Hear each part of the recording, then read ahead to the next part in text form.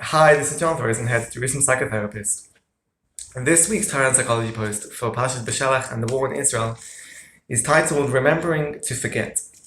In dialectical behavior therapy, DBT, it is an approach in therapy which gives techniques to a person to try to understand and to accept that they can hold two opposing, contradictory thoughts, attitudes, values, feelings, that they can hold them at the same time and that they can exist concurrently.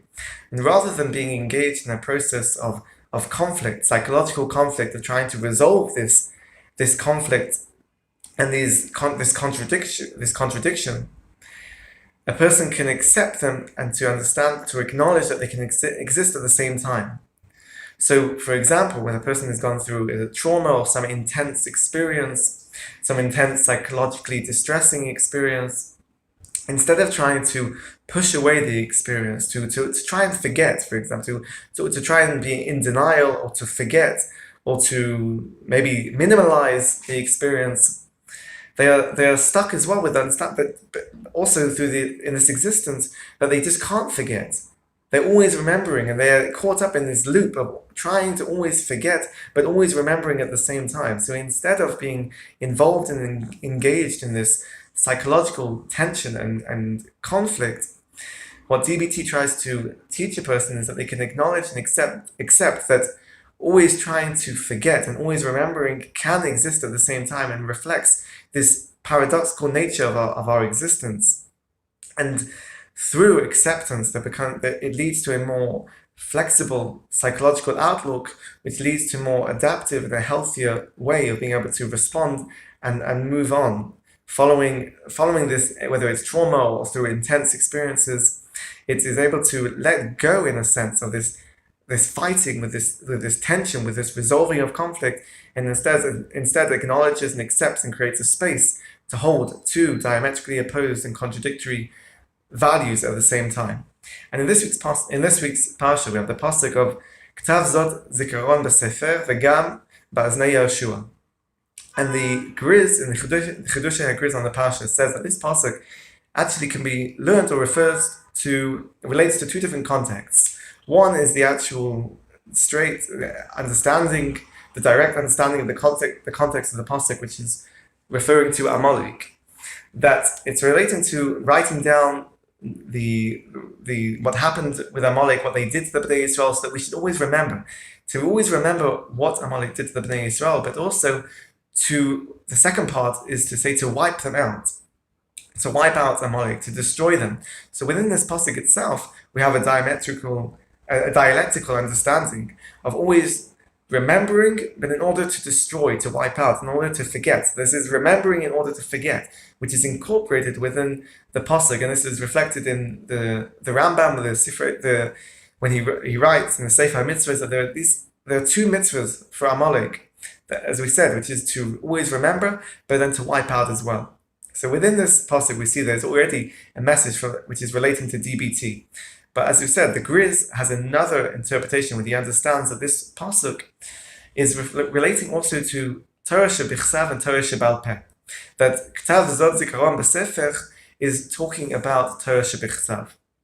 And the Gam ba'aznei Yehoshua, also in the ears of Yehoshua, is the Torah shebal peh, which was taught to Yehoshua, which is then passed on passing on through the teaching from ear to ear, which is the Masorah of the Torah. What we see within this pasuk is the understanding of it's relating to a Torah life. It's an understanding of the Torah received from Har Sinai, the written Torah that we have, and also the importance of Masorah, the importance of Torah shebal peh, which makes up our Torah life, a life of learning, a life of meaning, of mitzvahs, and a life which is of a connection and holiness with HaKadosh Baruch Hu. So we see within these two interpretations of the Griz, we have a dialectical message coming out, that we have two diametrically opposed messages and meanings that can come out of one pasuk.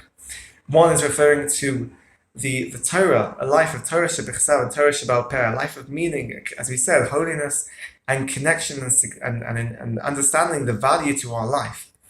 But within this holiness, there's also another understanding from this pasuk that there are enemies that want to take away this holiness, that they want to just bring us down. They want to kill the Bnei Yisrael. They want to destroy our existence. They want to destroy our Torah life.